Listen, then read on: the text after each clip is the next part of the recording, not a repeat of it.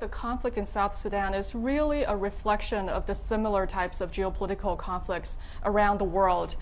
This is putting a floor under prices, even though production is rising quite rapidly in North America. And we see that Sudan and South Sudan together account for about 2 to 3% of Chinese imports. So it's a significant portion of Chinese oil supply. We think that oil prices are being caught between these geopolitical conflicts that put a floor under prices, but then also higher supply elsewhere.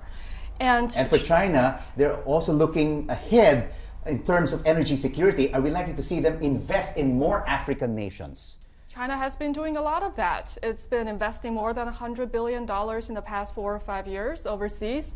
And we think that China will seek to diversify, to invest in unstable countries and regions, but then also in stable countries and regions. It's also going to book up more supply from countries like Russia in the future. So China is definitely going to go out, but then also try to diversify the places where it invests. Is China, Sijin, also behind the strong rise in copper prices recently?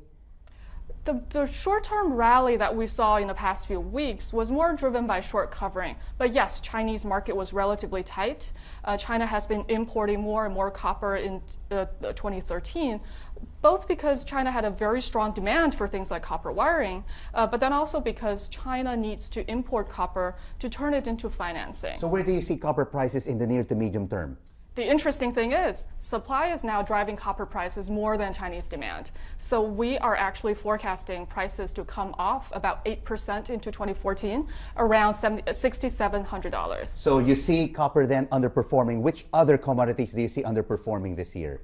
We think that some of the other commodities that will see a moderate decline in prices will be crude oil, again, because the global balances are becoming a little looser and more adequately supplied.